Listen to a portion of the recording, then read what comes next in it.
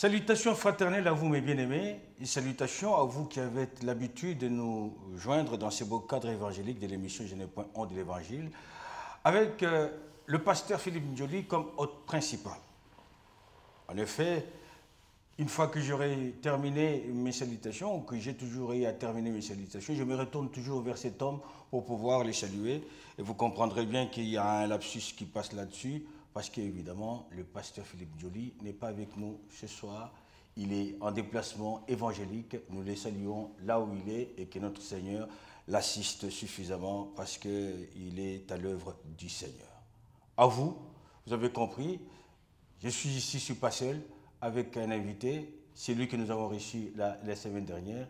Il s'agit bien du pasteur Azaf, qui est pasteur, un des pasteurs au sein de l'église Amour et Vérité, situé à Montreuil, dans la banlieue parisienne, en France, 122 avenue rue de Paris. Bonsoir, pasteur. Bonsoir, frère Ventouze. Comment vous allez? Ça va bien, ça va très bien même. On voit bien que vous êtes bien couvert là, il fait froid. Ah oui, il fait froid, il fait de plus en plus froid. Ouais. Donc il faut bien se protéger, protéger les corps que Dieu nous a donnés. Ouais. Parce que c'est ça aussi notre rôle. Préserver de toute maladie, de toute intempérie. Voilà, vraiment que Dieu soit glorifié. Et j'en profite pour saluer aussi les amis internautes, téléspectateurs qui vont suivre cette émission. Que le Saint-Esprit puisse vraiment vous édifier à travers la parole de Dieu. Je salue le pasteur Philippe qui n'est pas avec nous ce soir aussi. Que Dieu puisse l'accompagner dans sa mission, dans la mission à laquelle il l'a envoyé pendant cette période. Bien, pour nous, nous vous rassurons notre joie encore une fois de pouvoir vous recevoir dans ce beau cadre de l'émission évangélique qui n'est point honte de l'Évangile. Il était convenu que vous puissiez revenir encore une fois, ou du moins continuer sur la lancée qui a été la vôtre dans votre première intervention, c'est de nous parler de la famille face aux épreuves. C'est cela ? Oui, effectivement, c'est cela. Comme on l'avait dit la dernière fois, le thème sur la famille, c'est très capital parce que dès le commencement, Dieu a créé l'homme, il a créé une famille et même à la fin, Dieu parle encore d'une famille parce que nous présente Jérusalem comme mère, comme épouse. Et donc l'Église, l'épouse du Seigneur, vous voyez, Dieu utilise toujours ces langages symboliques concernant la famille. Et donc c'est vraiment important de partager en long et en large tous les aspects de la famille et notamment face aux épreuves, comment nous comporter, qu'est-ce qu'il faut faire. Et ça, c'est très important. Et donc, c'est ces thèmes-là que nous allons continuer ce soir. Tout à fait. Ces thèmes-là, quand vous nous l'aviez apporté, il risquait de porter confusion auprès de nos frères et sœurs qui nous suivent en ce moment.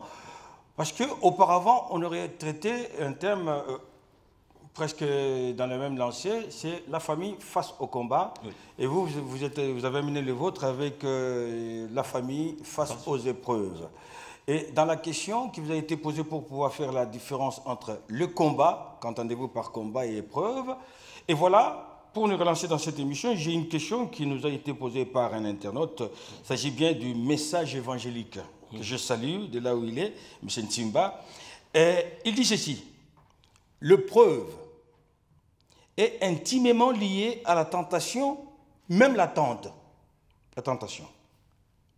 Or, Dieu ne tente personne.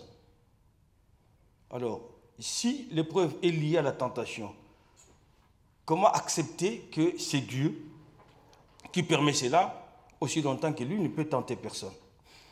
Alors, c'est une question très capitale. Et j'ai le plaisir vraiment de répondre à cela. Au fait, ici, nous devons faire une différence entre l'épreuve proprement dite et la tentation. C'est vrai que ces mots portent à confusion parce qu'il y a des endroits dans la Bible où on parle de la tentation, mais la signification c'est l'épreuve. Il y a des endroits aussi où on parle des épreuves, mais on comprend bien que c'est la tentation. Mais quand on parle vraiment de l'épreuve, l'épreuve c'est une expérience que l'on peut vivre, ça peut être désagréable ou agréable, qui a pour but de faire connaître la chose ou bien la personne.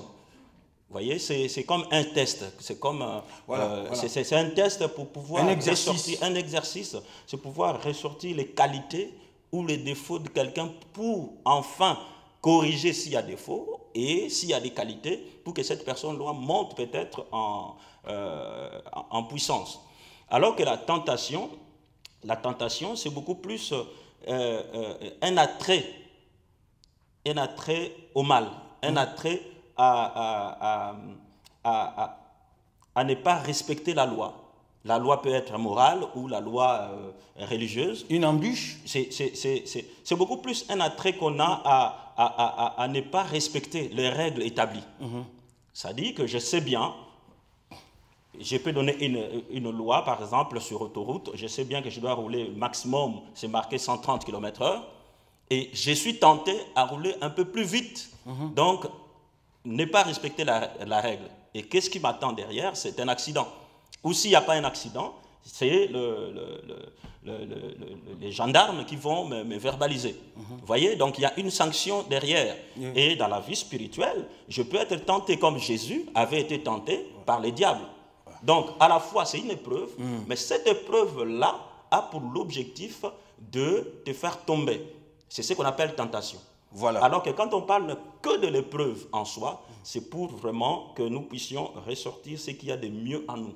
Et donc, Dieu ne peut tenter personne. Et lui-même, il n'est pas tenté par le mal.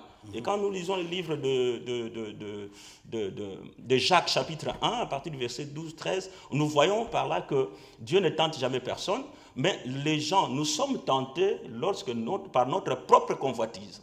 Ouais. Voyez. Et donc, la source de la tentation, d'abord, il y a les diables, il y a la connaissance de la loi, parce que quand tu connais la loi, et tu es tenté à ne pas l'appliquer, et donc, ça, et l'autre source de la tentation, c'est soi-même. Donc, on a la convoitise en soi, et cette convoitise-là peut t'amener à ne pas respecter la loi. Et dans le christianisme, comme on parle de la loi, on n'a pas plusieurs lois. On n'a que la loi royale qu'on appelle la loi de l'amour. Et donc, quand on est tenté, cela veut dire qu'on est tenté, quand on est tenté, au fait, on est amené à ne pas aimer quelqu'un. On met en place les actions pour qu'il prouve qu'on n'aime pas quelqu'un. Et là, on est tombé dans la tentation. On a compris que la tentation tient à la loi. Oui. L'épreuve ne tient pas à la loi? L'épreuve tient aussi à la loi, mais le but de l'épreuve, en fait, c'est l'objectif final, en fait, qui objectif diverge. Final. On voit que l'objectif final de la tentation, c'est la chute. La chute. Oui. Et l'objectif final de l'épreuve, c'est pour que la personne soit... L'objectif final de l'épreuve, c'est pour que l'on puisse ressortir ce qu'il y a de mieux dans l'homme. C'est un test. C'est comme... Et si on a échoué à l'épreuve? Et si Job avait échoué à l'épreuve? Heureusement qu'il n'avait pas échoué. Non, oui, d'accord. Mais... heureusement, vous lui dites heureusement. Et s'il avait échoué, parce qu'il y en a aussi d'autres Jobs qui ont échoué. Alors, l'épreuve... Est-ce qu'il y a une sanction pour quelqu'un qui ne sait pas endurer l'épreuve, qui n'arrive pas à endurer l'épreuve? Effectivement, quand on endure l'épreuve et qu'on n'arrive pas à la fin, prenons... la Bible nous parle par exemple de la victoire dans notre vie chrétienne. Quand on lit les livres d'Apocalypse chapitre 2, on parle des différentes églises. Oui. Et à chaque fois, Jean qui a écrit ce livre dit « c'est lui qui vaincra ». C'est lui qui vaincra. Oui. C'est lui qui vaincra. Oui. C'est-à-dire qu'on a différentes épreuves, différentes batailles.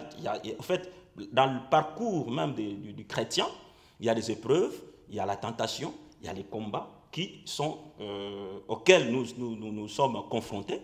Et ce que Dieu veut, c'est que nous puissions vaincre.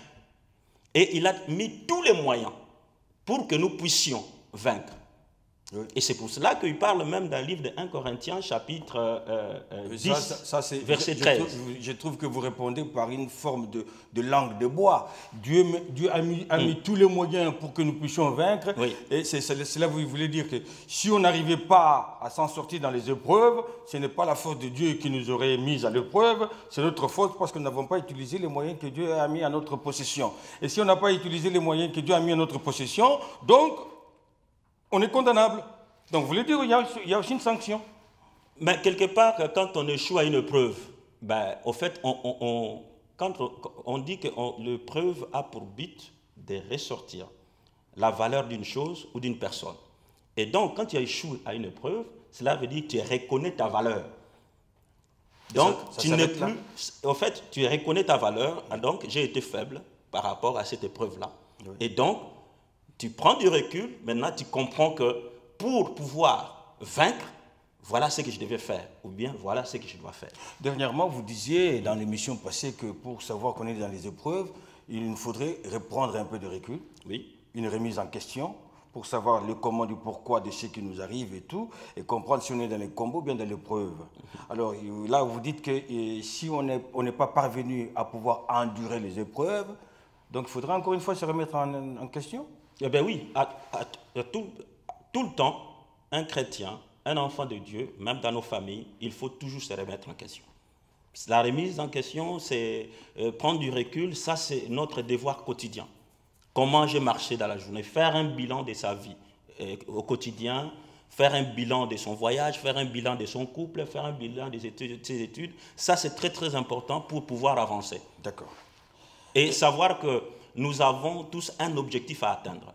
Nous avons un parcours à atteindre. Et là, nous devons savoir que si j'ai un objectif, devant moi, en face ou à gauche ou à droite, il y a des épreuves qui peuvent survenir. Il y a la tentation. Mais il faut que je fixe mes regards sur l'objectif à atteindre. Et lorsque j'échoue face à l'épreuve, moi-même, je suis conscient que j'ai échoué. Et je pense que tout le monde sait là d'où la personne est tombée, l'obstacle qui m'a fait tomber. Et la prochaine fois, tu feras attention à cela. Oui, il faut faire attention à l'épreuve. À cet obstacle-là, pour ne pas, la prochaine fois, tomber sur la même chose.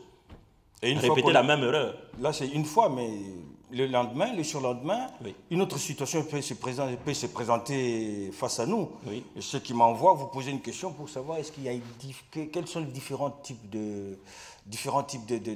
d'épreuves qu'une famille peut connaître, ou bien y a-t-il au fait une multitude d'épreuves qu'une famille peut connaître? Alors, les épreuves qu'une famille peut connaître, on en a plusieurs. On peut avoir, par exemple, la situation d'une maladie. La maladie, c'est une épreuve. On peut avoir des échecs, l'échec d'un couple, l'échec scolaire d'un enfant. C'est une épreuve de la famille, parce que papa et maman ne seront pas contents qu'un enfant puisse échouer. Et même nous-mêmes, parents, des fois on est en formation, on fait des études, des fois on est face à l'échec. Et quand tu reviens avec une mauvaise note à la maison, ton attitude aussi a de l'impact au niveau de la famille. Donc vous voulez dire que les épreuves, on peut les rencontrer dans tout domaine de la vie? Dans tout domaine de la vie, on a des épreuves. Vous en avez des exemples? On a des épreuves, on peut avoir les décès dans la famille. Oui. Les décès peuvent survenir, c'est une épreuve. D'ailleurs, dans le langage courant, on dit que telle personne est éprouvée. Oui. On ne dit pas telle personne est tentée quand il y a un décès. Non, non. On dit qu'il est éprouvé. Vous voyez? Et donc, il y a la stérilité, qui peuvent aussi être une épreuve. Il y a la séparation. Être tenté de se séparer, ça aussi, c'est une épreuve qu'on peut endurer dans la famille. Il y en a plusieurs. Ce sont les mêmes situations que le diable utilise dans la tentation. Dieu aussi, enfin, je ne sais pas, qui fait quoi? Qui a précédé l'autre? C'est Dieu qui a commencé par nous éprouver, ou bien c'est le diable qui a commencé par nous tenter? Alors, parce qu'à la mort, on dit le diable il est mort parce qu'il y a tel raison et tout ça, mais en même temps, on dit non, Dieu nous a éprouvés.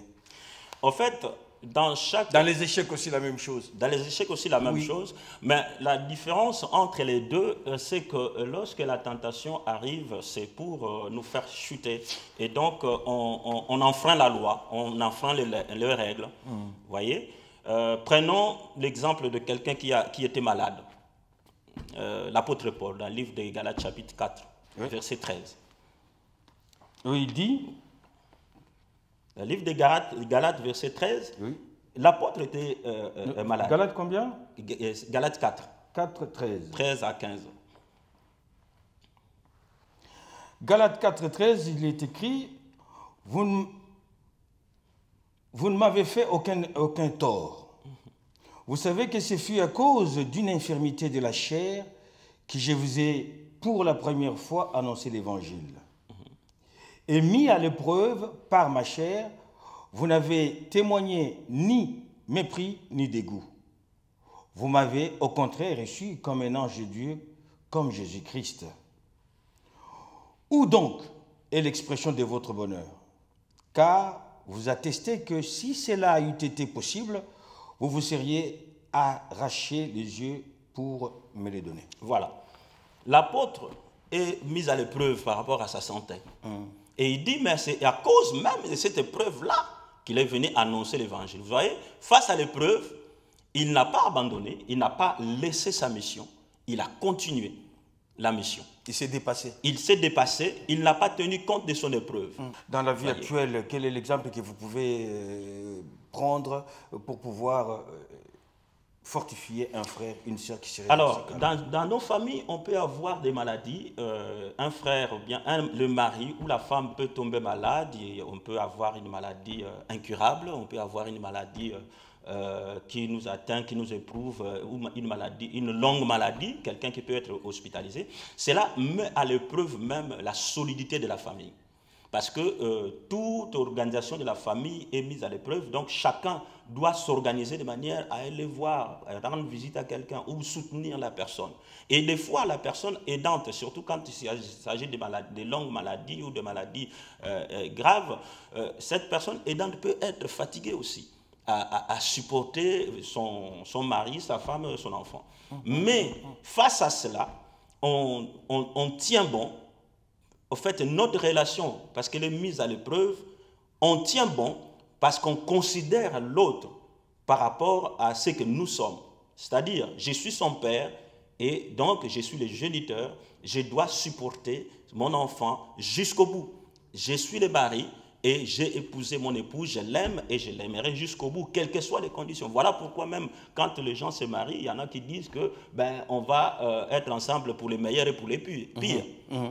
Donc, pour les meilleurs, quand tout va bien, et pour les pires, voilà, quand tout ne va pas, il faut toujours être là. Tout à fait. Et donc, on assure même la solidité, la continuité de la famille, malgré la maladie, malgré les échecs, malgré la bénédiction aussi. Parce qu'il y a des bénédictions qui peuvent aussi venir troubler la famille.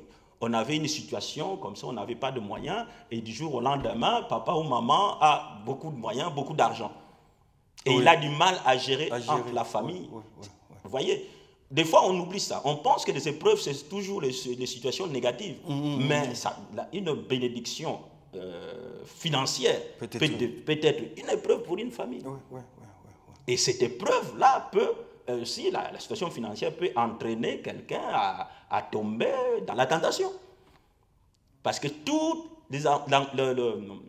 les désirs que la personne avait, qui n'arrivait pas à satisfaire quand il n'avait pas d'argent, ces désirs-là, maintenant, vont ressortir. Vous voyez, un homme qui se disait, par exemple, fidèle. Vous voyez, la fidélité, tous ces mots-là, on ne peut pas dire qu'on est fidèle, par exemple, si on n'a pas été tenté. Par exemple. Il faut être tenté, tu trouves que je suis fidèle à mon mari ou bien à ma femme. Mais un jour, tu rencontres un homme qui, peut-être avant le mariage, tu idéalisais un homme et tu rencontres ce bel homme-là ou cette belle femme-là. Qui parle d'une façon qu'on n'a jamais entendue. Voilà. Et donc, tu es tenté, mais parce que tu es fidèle, tu te dis, je suis marié, j'apprécie sa beauté, il est beau, il est belle, mais Jean-Pierre est à la maison, c'est mon mari. Même si la personne se prononce pour te tenter, tu te dis, non, je suis marié, j'aime quelqu'un et c'est la côte de mes côtes, donc je ne peux pas l'abandonner. Merci beaucoup, je sais que je suis belle, mais j'ai un partenaire. Là, tu as résisté à la tentation et tu as subi une épreuve, c'est la tentation, et tu rentres fier et fièrement chez toi parce que tu as gagné. Parce qu'on parle de preuve au sein d'une famille.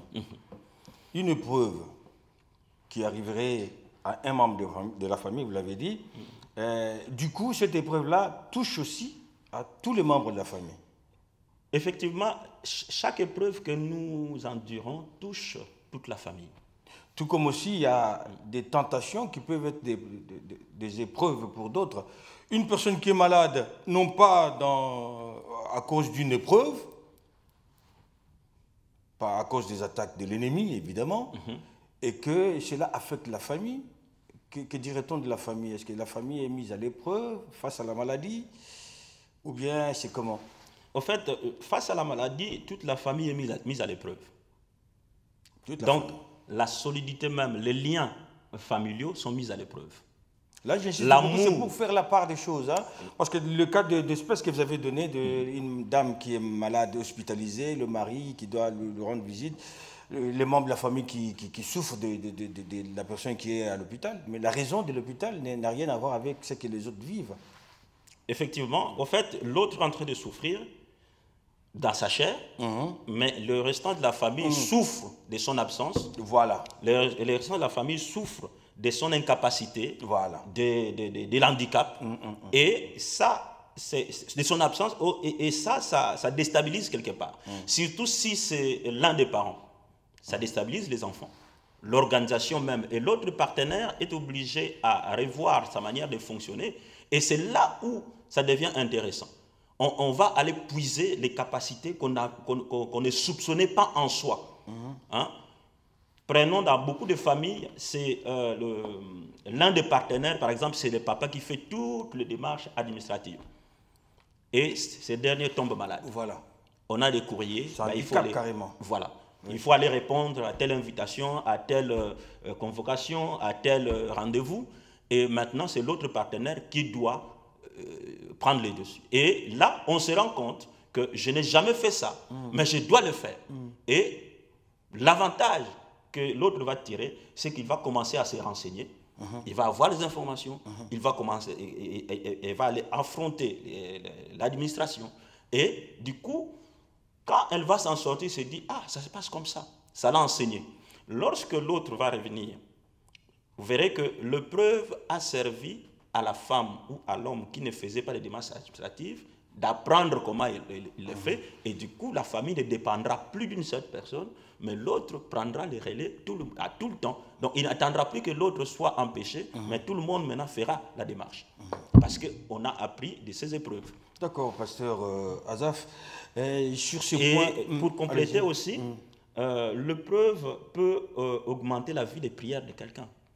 Vous vivez toujours bien ensemble, il n'y a pas de situation compliquée, mais quand l'épreuve arrive, ça vous permet maintenant d'augmenter votre temps de prière, l'endurance dans la prière, la recherche même de passages bibliques qui parlent de la guérison, par exemple, pour quelqu'un qui est malade. Et ça peut vous instruire, l'épreuve peut vous amener à vous instruire concernant un sujet donné. Je suis confronté à un problème de stérilité, par exemple, eh ben, je vais chercher dans la Bible où on parle de stérilité, comment ça se passe, et tu te rends compte que, ben, ah bon, mais j'ai pris depuis longtemps, mais je ne savais pas que dans la Bible, il y a eu des femmes stériles. Il y a Anne qui était stérile. Et comment ça s'en est sorti, et il a eu un enfant. Donc, je vais me rendre compte que non, effectivement, Dieu a beaucoup utilisé des femmes stériles. Vous voyez? Et donc, même si je suis stérile, je ne suis pas rejeté de Dieu. Parce que Dieu peut se servir de la stérilité pour bénir une nation. Comme il a fait avec Anne, il a eu un prophète comme enfant. Comme il a fait avec Élisabeth, quand nous lisons le livre de Luc, chapitre 5, verset 13. Et là, on voit que Élisabeth était stérile et il vivait avec son mari. Et Dieu, à l'âge avancé, il les a bénis. Il a donné Jean-Baptiste. Et donc, c'était une bénédiction pour toute une nation. Et aujourd'hui, on parle de Jean-Baptiste, non pas parce que sa maman était stérile, mais quand même, Dieu est passé par une femme stérile. Vous voyez? Donc, il y a des situations comme ça, des épreuves comme ça que Dieu permet pour pouvoir ressortir quelque chose. Et ce genre d'épreuves motive la foi, travaille la foi, nous donne... en fait, c'est la mise à l'épreuve même de notre foi, notre attachement à Dieu. Tout à fait. Notre fidélité à Dieu est mise à l'épreuve. Même si on prie, les épreuves peuvent durer très très longtemps. Et ça met à l'épreuve, cela te tente à ne plus croire en Dieu. Mais quand tu es ferme dans la foi, tu vas continuer. Et la victoire qui triomphe, comme la Bible dit, la victoire qui triomphe du monde, c'est notre foi. Et donc, notre victoire face aux épreuves, c'est la foi qu'on doit garder. Donc là, pasteur, vous nous dites que les épreuves nous arrivent dans tout le domaine de la vie. De la vie. Donc une façon de dire que nous sommes obligés de nous attendre à tout. En fait, dans notre parcours, que l'on soit chrétien ou païen, que l'on connaisse Dieu ou pas, on a différentes sortes d'épreuves. On a des épreuves et le footballeur a des épreuves. Vous vous entraînez, mais au final, vous avez un championnat. Et le championnat qui va dire que vos entraînements valent quelque chose ou pas. Ouais. Voyez, à l'école, quand tu as appris pendant 1 an, pendant 3 mois, il y a des épreuves qu'on appelle les examens, l'évaluation. Et ça va te dire ou si tu as bien révisé, bien assimilé les cours ou pas. Voyez. Et donc, dans la famille aussi, le temps qu'il peut durer un couple, c'est aussi l'épreuve. Donc, vous devez passer un temps. Est-ce que ce que tu m'avais dit lorsqu'on s'est marié, est-ce que tu tiendras parole? La fidélité même de nos paroles, de l'attachement à Dieu par rapport à sa parole, aussi, tout ça, ça fait partie des épreuves. L'obéissance à Dieu. Parce qu'au final, quand on passe les épreuves, c'est pour démontrer si nous obéissons à Dieu ou pas. Et donc, lorsqu'on vit une situation de stérilité, comme on vient de le dire, la maladie, lorsqu'on demeure fidèle malgré tout, et là, on a vaincu, on a la victoire sur les épreuves. Et donc, au final, les épreuves sont là pour tester notre foi. Oui, les épreuves sont là pour tester notre foi. Les épreuves sont là pour pouvoir nous mettre dans des conditions de pouvoir tenir bon la confiance que nous avons vis-à-vis de Dieu, dans l'obéissance. Et du coup, y a-t-il une forme ou bien y a-t-il des formes d'épreuves? Avant cela, je voudrais quand même, parce que ça fait longtemps qu'on n'a pas lu notre passage de base, oui. J'aimerais quand même qu'on lise ces passages-là dans le livre de Jacques. Jacques, oui. Oui. Oui. C'est le premier passage que vous avez donné, c'est ça? Voilà, le livre de Jacques, chapitre 1, versets 2 à 4. Oui. Avant de répondre à cette question-là. Jacques 2. Jacques 1, chapitre 1, versets 2 à 4. Mes frères, regardez comme un sujet de joie complète les diverses épreuves auxquelles vous pouvez être exposés, sachant que l'épreuve de votre foi produit la patience. Je continue? Oui. Mais il faut que la patience accomplisse parfaitement son œuvre, afin que vous soyez parfaits et accomplis sans faillir en rien. Si quelqu'un d'entre vous manque de sagesse, qu'il la demande à Dieu, qui donne à tous simplement et sans reproche, et elle lui sera donnée. On va s'arrêter là. Voyez-vous, il dit, mes frères, regardez comme un sujet de joie complète des diverses épreuves auxquelles vous pouvez être exposés. Tu endures une épreuve, la situation est difficile, mais la Bible te dit de regarder comme un sujet de joie. C'est ça, en fait, le secret même de la victoire face aux épreuves. Regardez l'épreuve comme un sujet de joie. C'est paradoxal, c'est une folie. Vous voyez, dans la chair, c'est une folie. Je souffre, je suis malade, je suis éprouvé, j'ai perdu un membre de famille. Mais la Bible me dit de regarder cette épreuve-là comme un sujet de joie. Et voilà, c'est ce qu'on appelle la foi carrément. Parce que tu dois avoir confiance en Dieu. Quand tu lis ces passages-là, tu pleures de la douleur, de la souffrance, mais dans l'entretemps, au fond du cœur, tu as la joie. Parce que tu sais que cette épreuve-là aboutira à quelque chose de positif dans ma vie. Et il dit, complète des diverses épreuves auxquelles vous pouvez être exposés, sachant que l'épreuve de votre foi produit la patience. Ouais. Voyez, en tant que chrétien, toute épreuve, même la tentation et les combats, ont pour au final, ils ont pour objectif de toucher à notre foi. L'un nous permet de faire un bilan, de se dire que non, ma foi est complète. En tout cas, là, Dieu m'a enseigné et j'ai augmenté ma foi. L'autre vient pour me faire chuter, mais lorsque je résiste, je dis, ah, j'ai la foi en Dieu, j'ai résisté, voilà, je continue mon chemin. Et si j'avais dit oui à cette proposition-là, et je suis dans la joie au final. Au fait, la finalité de tout ça, c'est que nous puissions louer Dieu, parce que nous aurons vaincu. Voilà pourquoi Apocalypse dit, celui qui vaincra sera vêtu de blanc, celui qui vaincra. Donc nous sommes, et même on parle du royaume des cieux qui est forcé, et ce sont de violents qui s'en emparent. Et donc il faut user de violence dans la foi pour pouvoir atteindre les buts. Mais il faut que la patience accomplisse parfaitement son œuvre, afin que vous soyez parfaits et accomplis sans faiblir en rien. Il faut que la patience soit... Vous voyez, ça détermine même la durée de l'épreuve. Plus l'épreuve est longue, plus on va patienter. Et nous savons que la patience fait partie du fruit du Saint-Esprit.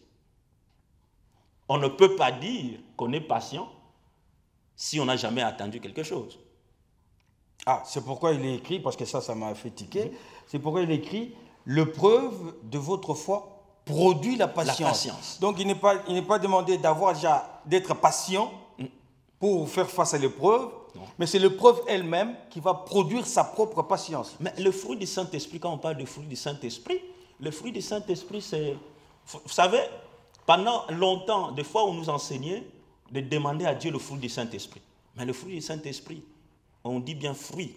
Et donc, quand on prend l'exemple d'un arbre, le fruit sort après le feuille, quand l'arbre a mûri, et donc après différentes épreuves. L'arbre a subi des épreuves, de la croissance, des intempéries, et après, on verra le fruit à sa saison. Et donc, ces fruits-là ne sortent qu'après les épreuves.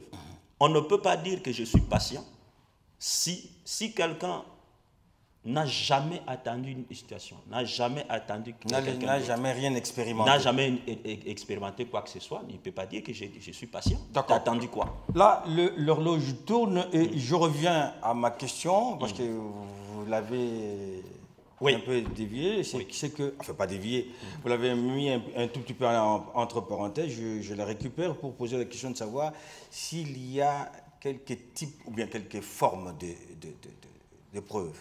Alors, les formes de preuves, je pense que c'est ce qu'on a répété dans notre première émission et aussi là.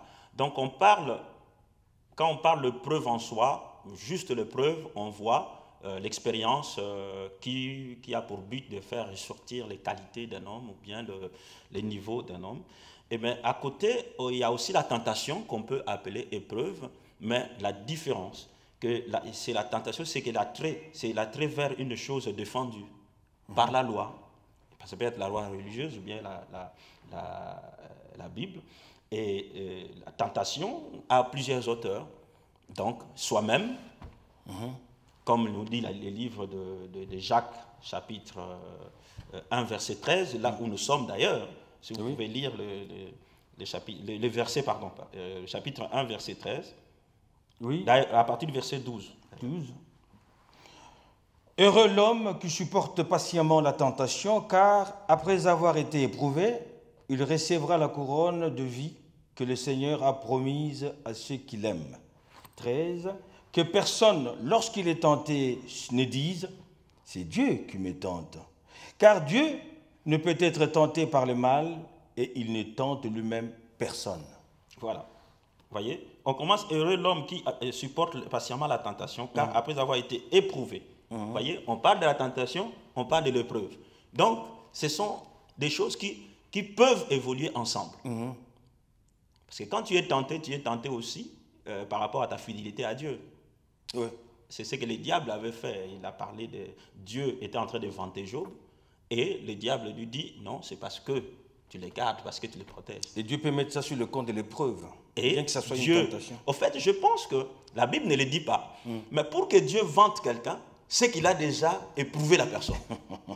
Parce que si Dieu n'avait pas éprouvé Job, il n'allait pas oser dire à Satan d'aller le toucher. Mais parce que Dieu l'avait déjà, je pense, auparavant éprouvé. Et que cet homme avait toujours la victoire sur les épreuves. Et voilà, il dit, bon, ok, toi tu peux aller le tenter.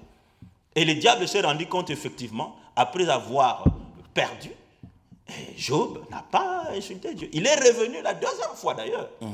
Pour dire que ben non, pour l'homme donne tout ce qu'il a à cause de la vie. Parce que Job avait perdu ses enfants, les biens, donc ses richesses, mais Job n'a pas bronché. Le diable est revenu le voir. Il dit, ben, parce que tu n'as pas touché à sa chair. Si tu touches à sa chair, il va trahir. Tout à fait. Et il est reparti avec la permission de Dieu. Et tout s'est bien passé, il a enduré la souffrance. Job n'a pas trahi d'un seul point. Parce qu'il était fidèle à Dieu. C'est sa fidélité, c'est sa foi qui était mise à l'épreuve. Tout à fait. Donc, la tentation, c'est vraiment, ça t'expose à broncher, à chuter. Et donc, dans ces passages, on voit bien que Dieu ne tente pas, mais c'est l'homme qui, lorsqu'il est face à quelque chose, donc c'est sa convoitise qui naît. Et cette convoitise-là peut se développer, que personne, lorsqu'il est tenté, ne dise que c'est Dieu qui me tente, car Dieu ne peut être tenté par le mal et ne tente lui-même personne. Mais chacun est tenté quand il est attiré, voyez, quand il est attiré et amorcé par sa propre convoitise. Tout à fait. Et donc, la tentation peut venir de nous-mêmes. Donc, on a un objet, on a un bien, mais ce bien-là ne nous attire pas parce qu'il ne parle pas. Mais notre convoitise à nous-mêmes peut agir et nous attire vers la chose. Tout à fait.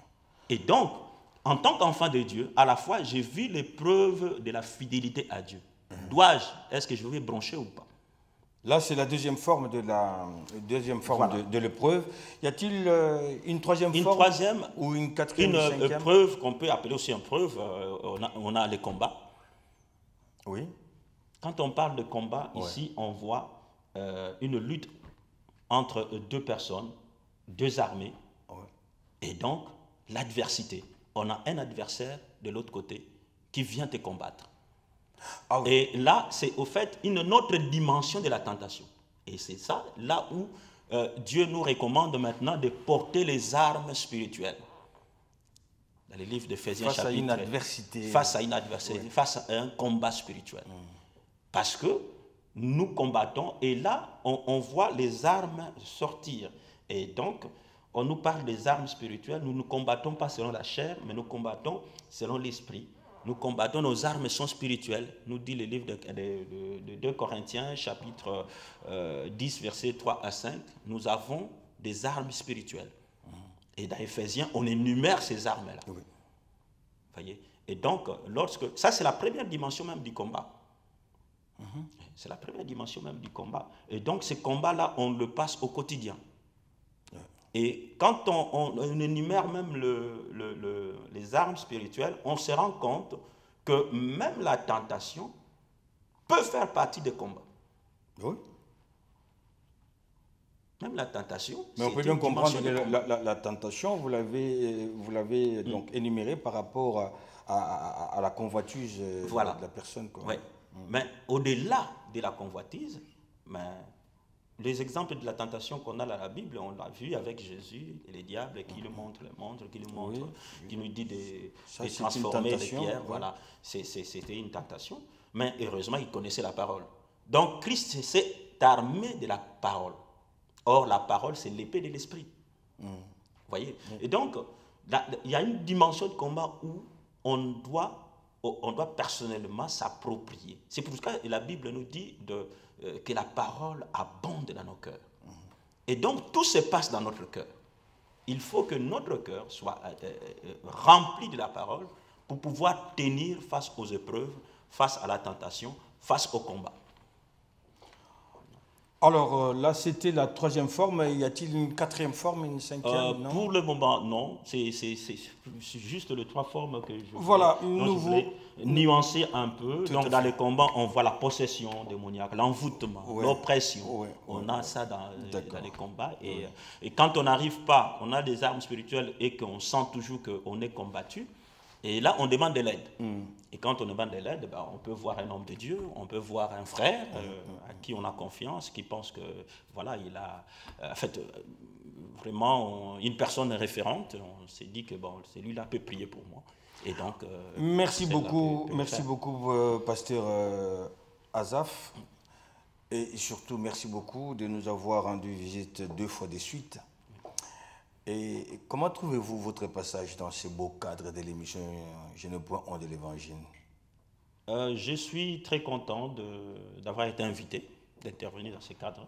Et vous voyez, comme on a parlé des épreuves, c'est aussi une épreuve pour moi de démontrer, de parler de la part de Dieu sur le sujet que j'ai abordé. Oui, une épreuve voilà. Pour vous de démontrer, de parler de la part du Seigneur. Et comment pouvez-vous résumer alors ce message que vous venez de développer en 2 temps? Alors, en résumé, tout ce qu'on peut dire, mon résumé se trouve dans le livre de Romains, chapitre 8, verset 28. Dans ce passage-là, la Bible nous dit que toute chose concourt au bien de ceux qui aiment Dieu, ceux qui sont appelés selon les desseins de Dieu. Toute chose concourt au bien de ceux qui aiment Dieu. Et donc, lorsqu'on aime Dieu, que ce soit les épreuves, que ce soit la tentation, que ce soit les combats, cela vient pour notre bien.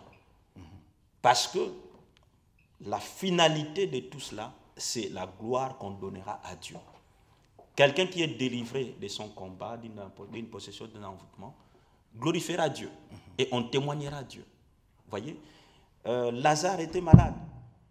C'était une épreuve pour lui. Mais quand on lit le livre de Luc chapitre 11, on dit que cette maladie n'est pas venue pour la mort. Mais lui, qui a enduré la souffrance, tu ne peux pas lui dire ça parce qu'il souffrait. Voyez, donc c'était quelque chose. Et aujourd'hui, on parle de Lazare parce que quelque part, il a souffert, il était mort, mais il est ressuscité. Et donc Dieu nous donne des témoignages, passe par des épreuves, différentes sortes d'épreuves, pour que nous puissions les témoigner.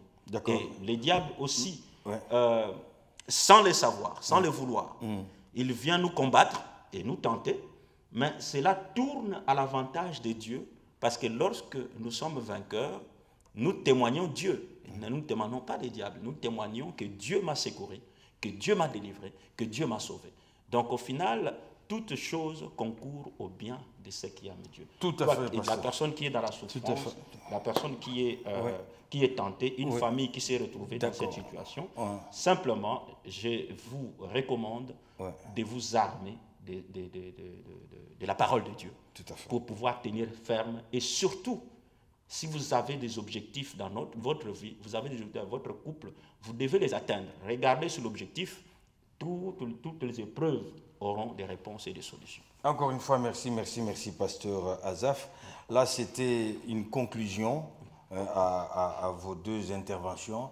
Mais pour conclure cette conclusion, nous voulons la conclure par une prière. Pouvez-vous vous disposer à faire une prière à l'endroit des frères et sœurs qui nous suivent et qui se reconnaissent et qui se retrouvent dans votre message? Très bien, nous allons prier, parce que c'est une arme aussi. Nous allons fermer nos yeux pour ceux qui le peuvent et nous allons prier. Dieu notre Père, nous te disons merci pour ce message. Merci pour ce partage, merci pour nous avoir éclairés, parce que notre Dieu de gloire, ta parole nous dit que mon peuple périt par manque de connaissances.